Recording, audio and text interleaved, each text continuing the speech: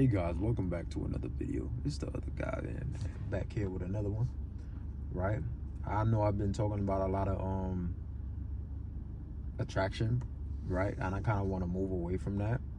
So the last video I made, I was talking about how attraction essentially, right, and three components were the true 80%, right? And not the 80% that guys will tell you about, which is the provisional aspect. And I said that we rank that so high because it makes us feel like men. But in reality, a woman don't remember what you do for them, but more so how you make them feel over a long period of time. This is why after 5, maybe even 10, 15 years, they remember that guy or two. You see what I'm saying?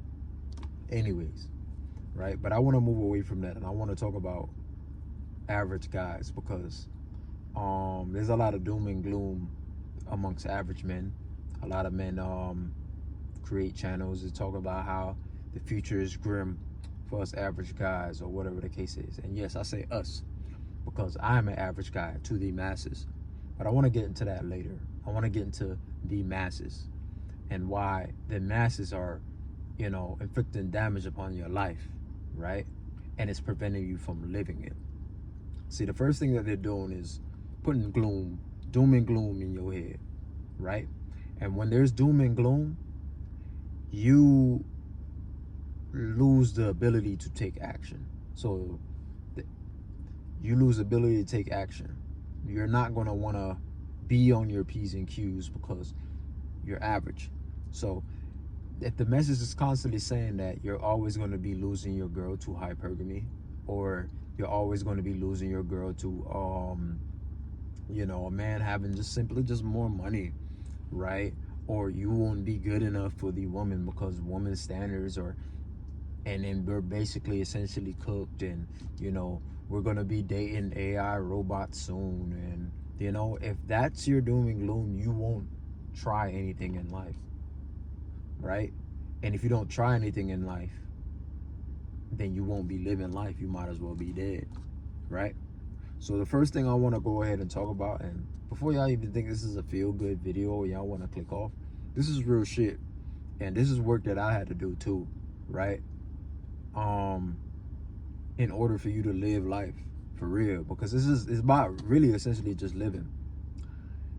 You're in the matrix now, essentially, right? Where you feel like, in order for you to be a service to society, quote unquote, high value male, right? Become a high value male. That's the standard, right? And that's what women want. That's what you're being sold, essentially, right? You must be a valuable cog into the grand scheme of things, into the machine, right?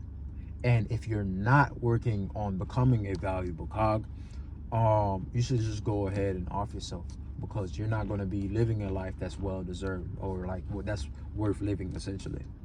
And I want to just detach y'all from that foolishness, because that foolishness is the thing that's actually limiting you. That foolishness is actually the thing that that results you feeling like a failure every day. You get what I'm saying? Imagine, right, being in a place or a state where you don't want to live in, right? Imagine, like I said, for instance, like hating this country, right? And I know a lot of people here, have their thoughts about our political system, and I think you should, right? But hating a country is a stretch. And the reason why I won't say things like that, and I'm just giving up for example, I don't want to stray off, is because if you hate where you stay, it deeply affects how you feel as a human being, as yourself. And it definitely would prevent you from, taking any action about doing anything about it, right? But going back to what I was saying, right? If you're hearing that you're not good enough, then I ain't gonna lie to you, bro. You need to detach. You need to detach yourself from those outcomes, right? And once you detach yourself from those outcomes, you'll feel free. Free to essentially do the things that you actually want to do, and not what people say or people think you should do, or people think that you should have for yourself. You get my drift? I think that's more important than everything. Doing what you want to do and doing what you actually have interest in doing, rather than having you know, to meet other people's expectations that don't really give a fuck about you. Now, the second thing for an average man, or what an average man should do, right, is to know what you like and have an interest in when you want to do things, right? Your true identity. I always said this, but we hate candid images of ourselves, right? Because it doesn't fit the idea of what we believe we should look like. You get what I'm saying? So for instance, if you take 100 photos, right? Out of those 100 photos, we're going to select that one. Why? Because ideally, we think that one looks the best. It fits our persona or what we believe that we should look like. Well, guess what, guys? Life don't work that way. Every day, the person that's not us sees the candid version of ourselves when we're talking, all that stuff.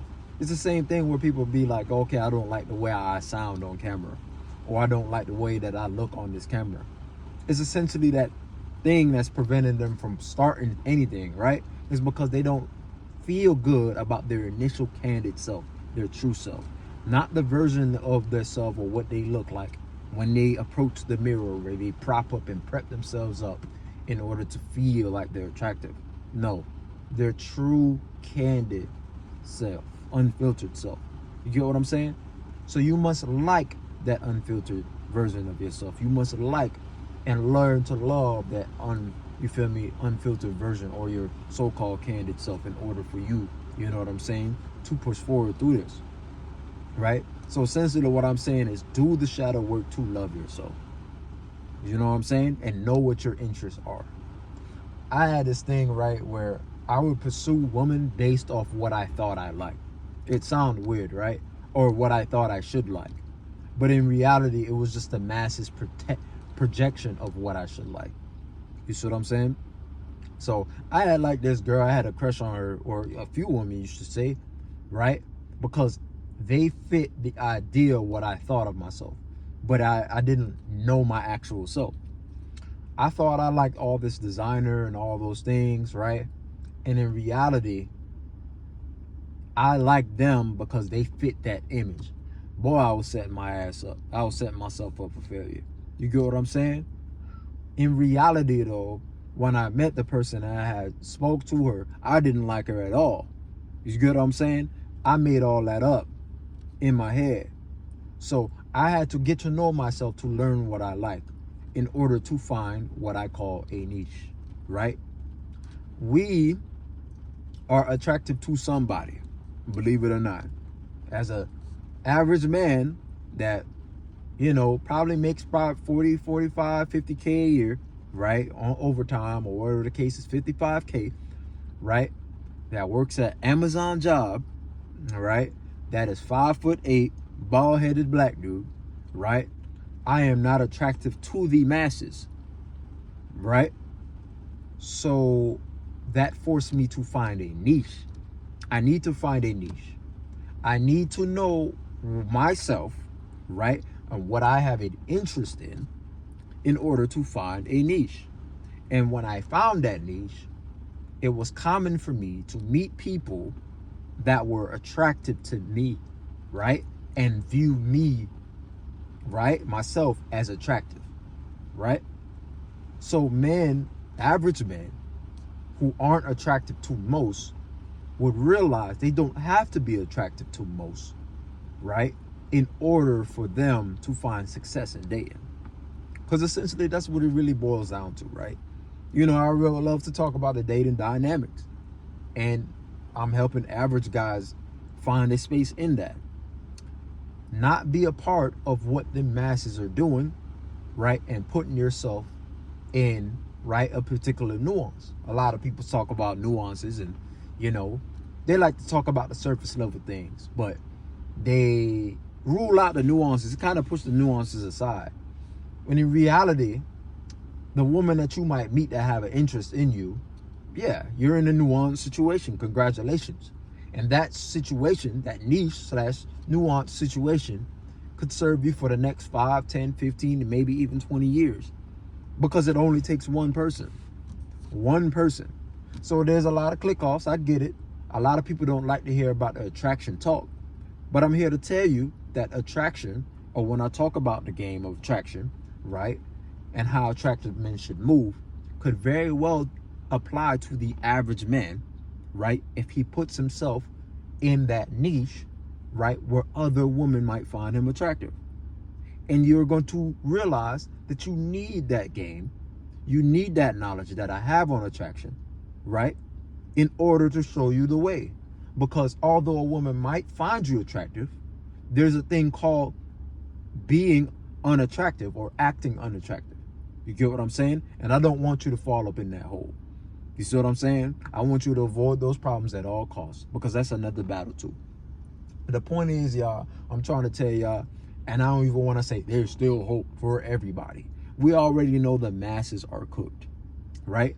But if you're not going to move anywhere else, right, and stink that place up, right, with the baggage that you don't know that you have, right, that you're taking to these other places, right, I'd advise you to not listen to the doom and gloom talking about how you're doomed, right, and how there's nobody out there for you, and how, you know, bitches just want niggas to take out on dates because they just gonna use them for money.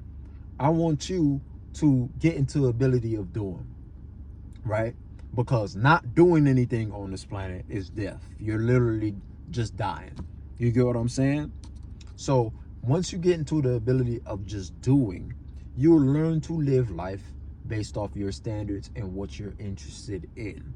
Not giving a fuck what other people think of you.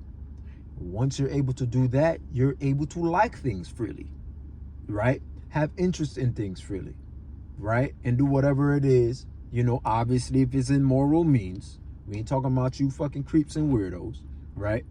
I shouldn't have to say that, but you don't know how people is nowadays. Anyways, you get to find interest in things that genuinely interest you, and not because they're, you know, other people are interested in them that you feel like you should be a part of it too, right?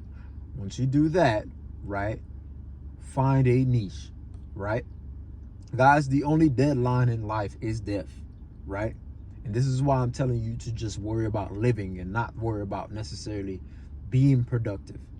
That will come after you learn to love yourself and believe in yourself, because it will take believing in yourself in order for you to truly be productive in the things that you want to achieve in life.